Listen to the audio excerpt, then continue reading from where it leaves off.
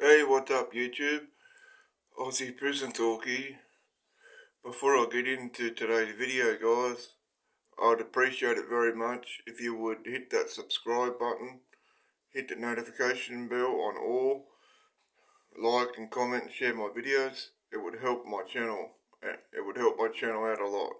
Not only would it help my channel out a lot, but I would appreciate it very much. Thanks, guys. Okay, now today APT fam, what I'm going to get into, right, this is a street story. This is a street story and some of the stupid shit that I used to do, when I was smashed on Xanax. Like those Xanax bars, I mean, damn, they're crazy. They can make you do some crazy stuff. Just ask anyone. Just ask Big Weavy. Big Weavy knows all about Xanax, and the crazy shit that goes with it, you know. But, okay, guys, so the street story that I'm going to speak about today, right? Now, this is when I was like in the mix, kicking around, on the streets and the cross, you know what I mean?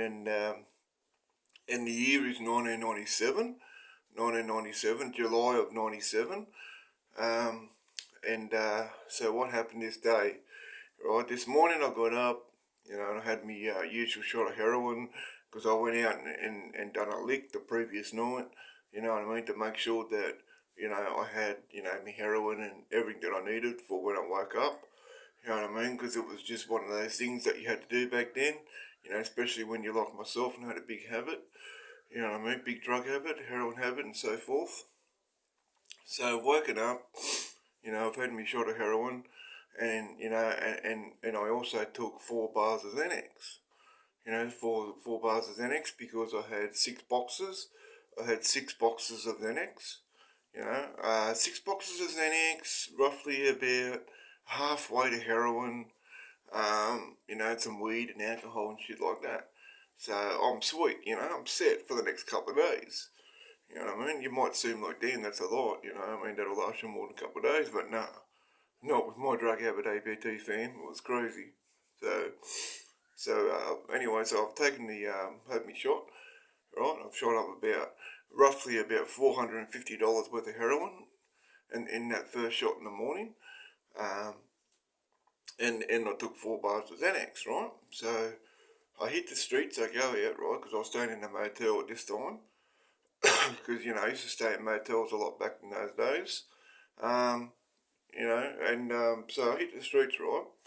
And I'm walking around the streets here, right? I'm walking in the streets of King's Cross, and then I ended up leaving the cross. I ended up jumping on the train. I ended up going to jump on the train, and you know what's crazy about these damn Xanax? There's a lot of things that I've done that I can remember like it was yesterday. There's a lot of things that is like foggy and hazy, and I can't remember shit. But this day, yeah, I remember it clearly like it was yesterday. And I jump on the damn train, right? And I'm on the train, um, and I decided to say to myself, oh, let's get up, and let's go for a walk and see what I can find, right? And these people, right, you got these ladies, these ladies are sitting there on the bloody train, and they got their handbag next to them, right? They got their handbag next to them, but they're not paying, much attention to their bag. They're paying more attention to their phone, paying more attention to their phone and reading books and, stuff like that. So I come down like the first stairs because you got on the trains, you got downstairs and upstairs. And so I first went downstairs, right? And that's where I noticed that. And I probably come to the 4th seat on the right, and there's this lady sitting there. She's got this big, I remember it was a big leather bag with a big flower, big yellow flower on the side of it, right? And she's reading a book. She's reading a book, and she's fully entrenched into this book, right? And she's like turned, like she's sort of sitting like this, sort of like facing the window when she's reading a book, and her bag's over here. So I just walked past. I looked at her quickly, like, looked around. Not like went like that, but I looked around with my eyes, because you never go like that because that attracts attention. I always look around with my eyes, and I had sunglasses on so you wouldn't see what I'm doing. So I quickly look around, see no one's looking. Here I go. Put my hand in a handbag, right? I grabbed the bloody purse. I grabbed the purse, put that straight down my pants, and I kept that moving, right? No one seen a thing. She didn't see a thing. No one saw a thing, right? And then I've gone back up the stairs, and then I've gone upstairs, right, to the upstairs section, and I've gone up there, and there was this lady up there, this lady and the husband sitting there, right? And they're both reading a newspaper. You know what I mean? But she was smart. She was smart because she had her handbag tucked down beside her, in between her and the window, so it was safe, But he wasn't, he had one of them, like, sort of looked like a handbag, but it was for a guy, if you know what I mean. And he had that sitting there, and he was paying more attention to the newspaper and more attention to his wife, you know what I mean? So I've just walked past, quickly looked around with my eyes, and just gone yoink. I've got the bag, right? I've got the bag, and I've just put it straight over my shoulder. Put it straight over my shoulder, and I've turned around and gone back the other way, because there's two sets of stairs that you can go up, right? Up or down. So I've turned around and gone back the other way. And I'm walking out, and I've got this, bag over my shoulder, like it's mine, like it's my bag. I own it. I'm acting like I own it. You know what I mean? Fucking crazy, fam. I know. And so I get that, right? I get the bag, and I've got this fucking purse down my pants, and I go, like, because these trains, the trains that we have here in Sydney, Australia, some have 6 carriages, some have 8 carriages, you know what I mean? Some have a bit more. But this particular train had 8 carriages this day. So I've gone through 3 carriages, right? And gone 3 carriages over. And I went upstairs to the upstairs section, and there was nobody up there. There was nobody up there. I was the only one. So I'm like, yeah, sweet. So I get up there, and I sit down, and first I pulled out the purse. I pulled out the purse, and, I didn't touch her ID. I didn't touch her credit cards. Nothing like that, because I never do that. I'm not going to touch her credit cards, you know what I mean? That's hers, I know it might sound strange, you know what I mean, after me just pinching it, but it's just the way I thought, So I've grabbed the money out of the fucking purse, and there was like about $300 and something, 300 and something in the purse, and so I've got that, and I've got the purse, and I threw it underneath the seat, right, but before I threw it underneath the seat, APT fam, I wiped it. I wiped the purse down with my shirt to get all the fingerprints off it. And I've used my shirt, to cover my hand, and I've got the purse and I threw it underneath the seat. So that's gone. I've got the money down my pants, $300 and something. So next is the bag. This bag, right? So I take the bag off my shoulder, and I go for the bag. And in that bag, right, I don't know why you had it in there. It was fucking stupid. I bet you're regretting it. You regretted it after that. But it was this nice bracelet, a nice gold bracelet, and it was really thick, a real thick gold bracelet, and it was really heavy. Like, you pick it out, like, it was like going like that, and it was really heavy. And I'm thinking, yeah, Cuda, this is worth over 1,000 easy. This is worth over $1,000 easy. I can tell just by the weight, So I go to searching again in the bag. I pull out a necklace, a nice gold necklace, again, really thick and heavy. I'm thinking, fucking hell, I've hit the jackpot here, right? I'm cheering. At this point, I just wanted to grab the bracelet and the necklace and just throw the bag away, and because I was just happy with that. And then I'm like, now fuck that, keep on going. You're on a fucking winner here, right? So I kept on going for the bag, and then like there was nothing else like in the bag per se itself, just paperwork, you know what I mean? I think he might have been a doctor because there was some medical stuff in there. And then I found this secret compartment at the back of the bag with a zipper. So I pulled the fucking zipper across, and I put my fucking hand in there, filled around to see what was in there because I couldn't see shit. And I felt something and I pulled it out, right? It was a wad of hundreds, a wad of $100 notes. Probably about probably about that thick, you know, in $100 notes, you know, and I've got, and yeah, I knew I was meant to come and catch this train for a reason, right? I'm cheering. It's like I've hit the jackpot. I feel like I've just won the lottery. I just feel like I've won the lottery. You know, that's how I'm feeling at this point. So I quickly count the cash. $100 notes. And I think I roughly counted about, I think there was like, you know, $800-900 in cash. So I'm cheering. So I get off at the next stop. I'll get off at the next train station, and by this stage, you know, I've been on this fucking train for like maybe almost 2 hours, right?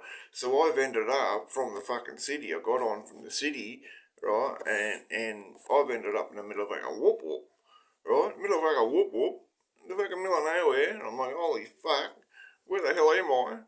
You know, it was some place called Wilmy Nook or some shit like that, and I'm thinking, oh shit. You know, and the next train come was like in 45 minutes. So I'm thinking, oh damn. So I end up walking around the town, right? I walk around the town and then I come across a service station. Right? So I was sitting across the road from the service station, watching the service station, right? And I'm there and I'm having a cigarette. I'm there smoking cigarettes and I'm having a joint. You know what I mean? Smoking a joint, I'm watching. And this car pulls into the servo, right? And this dude gets out. He's probably, you know, looks in his mid-30s. You know, he pulls in. It was a Holden Commodore. You know, it was a Holden Commodore, and fucking he pulls in, and he goes into the servo, right, and gets the key to the toilet, and then fucking comes back out and goes into the toilet, right? And I'm thinking, there's my way home. There's my way home back to the city, right? So, just like it's nothing, just like it was my car or something, right? I've just fucking got up, walked across the road, walked over to the fucking service station, right? And fucking the guy in the service station, he looked straight at me, right? He looked straight at me and saw me walk straight over and straight into the car. Saw me jump into the car, right? And didn't say shit. He didn't say shit. He was just looking at me like in bewilderment. You know, he was shocked at what he was seeing. You know, and this fucking stupid idiot left the keys in the ignition. He left the keys in the ignition, you know, while he's gone into the shitty house. And I'm thinking, hell yeah, I don't have to hotwire it. I don't have to hotwire it. Don't have to worry about that. You know? So I started it up, right? Boom, I'm out of there. And it's fucking Holden Commodore, right? And I pump the music, right? And I pump the music and I'm driving along, right? And I'm loving it. And I'm driving along this Holden Commodore, you know, and I'm going like this, right? I'm bobbing my head up and down to the music, right? Bob my head up and down to the music and I'm singing away, you know, I'm smoking a joint, you know, and I'm driving along. I'm thinking I'm pretty cool because I just hit a cool lick. You know, I've got this golden cash on me and now I'm driving this nice fucking car. You know, and I'm flying, right? I'm off my fucking guts at this stage. So what do? I think it'd be a good idea to have another shot and some more Xanax, don't I? Fucking hell. And I was thinking, damn. Alright, so I pulled into this little fucking, like, it was like a warehouse, abandoned warehouse, right, where this business used to be. So I pulled into the car park there, right, and then, like, I turned the car off, put it in park, all that good stuff. And then, I pulled my stuff out, put my gear out, mixed it up, you know, I've had another shot, you know, shot up another $500 and something fucking with the heroin, you know, and then I popped, like, I think it was like 5 more Xanax, you know, and on top of the pot and alcohol, you know, and I start the car up again and off I go, right? I'm smashed, fam. APT fam, I am wasted, right? In fucking hell. I'm there in this fucking Holden Commodore and I'm flying. I'm not going by the speed limit. I'm flying, right? I'm flying down the street. Right? And I'm flying around the corner, and guess what happened, fam? This is what I get for showing off, right? I fucking go down, I'm flying down the street, right? and then I'm getting ready to turn left, right, to head back into the city, right? So I floored it. Whoa! I floored it to turn fucking left, and the fucking thing started sliding. The car started sliding, right? So I'm fucking trying to hang on, and I'm going on the nod like this, you know, and I'm going like that to wake myself up, and I'm trying to keep control of this car. Thank God, thank fucking God, it came that close, fam, that close to bloody just smashing into a tree, you know, would have wiped me out, you know. So I ended up thinking to myself, fucking you idiot, you're going to get yourself killed, you know, fucking slow down. You know, not you're going to get yourself killed, but you get pulled over by the cops if you're not careful, you know, because I'm smashed off my guts and I've got all this shit on me. So I get back in the car, you know, I get back in the car and I start driving sensibly. You know, back into the city, and I ended up going over to this guy's house that I knew. You know, he was a drug dealer, and he bought anything. You know, I knew him. I've known him at this point for years. You know, we've become good friends, and I've gone there and I've gone, bro, look what I got, and I pulled out the gold chains, right? The gold chains, the fucking bracelet, and the necklace, you know, and he's looked at me, you know, and with his massive smile on his face, and he's gone, do you know what these are worth? And I said, yeah, I've got a good idea, brother. I've got a good idea what they're worth. And so he goes out the back, right? And he fucking pulls out his scales, because he's got scales for drugs, scales for gold, you know what I mean? Scales for fucking pot, all that sort of shit. So he puts the gold on there and weighs it, you know, even bigger smile on his face, you know what I mean? And the bracelet, I wanted to keep it, you know, I wanted to keep the bracelet, then I thought, no, just get rid of it, you know, just sell it, you know what I mean? So I ended up he offered me, what was it? He offered me $450 for the bracelet, and I'm like, come on, bro, you can do better than that. You know it's worth over fucking $1,000. You know what I mean? Come on. And so fucking he's gone, yeah, you're right, bro. My bad. You know, and then he's gone, what about $750? And I've gone, done. So I sold the bracelet for $750. Now it's the necklace's turn, right? Apparently that was worth $2,500. This gold necklace. You know what I mean? And because he was a good mate, you know, and he looked out for me, and, you know, and he saved my ass a few times when I was sick, you know, when I was sick from heroin, and he got me better again, and I always remember that, you know, and I said, look, brother, you know I love you, you know I love you like a brother, you know, just give me 1,200, just give me 1,200, and it's yours. He's going, you sure? I said, yeah, fucking oath I'm sure. I said, mate, if it was anyone else, it'd be $2,000. He's gone, sweet, brother, so I've sold it, you know.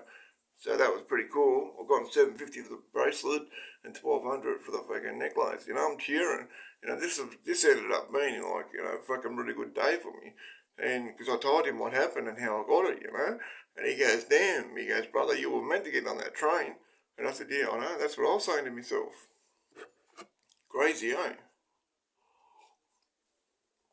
You know, this is kind of the stupid things, you know, the stupid things that, you know, you do when you're on Xanax. Xanax, you know, like, they make you do some shit that you wouldn't normally do, and you just don't care. Like, Big Weavy, doing time with Big Weavy, he done a video yesterday about Xanax and shit, you know what I mean? And you know, and he was saying, like, you know, when you're on them, you just don't care, and you'll do anything, you know what I mean? And he's fucking right. Just like when he was talking about when he went into that shop and he stole that fucking tablet. You know what I mean? They make you do some crazy shit, those Xanax. I've done, you know, crazy shit many a times on it, you know? And that was just one of the crazy stories, fam, you know, of the kind of shit that I used to do when I was on Xanax. You know what I mean? You know, so I thought I wanted to upload that story, and just to give you a bit of, you know, more of an understanding of the kind of shit, you know, stupid shit that I used to do, you know. But everyone out there, please stay away from Xanax. Stay away from those Xanax bars. They're bad shit. They're bad shit, and people do some really bad shit on them. You know what I mean? Stay away from them. Stay away from drugs altogether. At the end of the day, just remember, make smart choices. Okay, that's what it comes down to. Make smart choices. if you don't want to go down the road of drugs, prison, possibly death, then stay away from that, okay? Make smart choices, okay? I don't want to see anyone go down the road and, go through all the shit that I went through, you know what I mean? And you will pay for it later on down the road.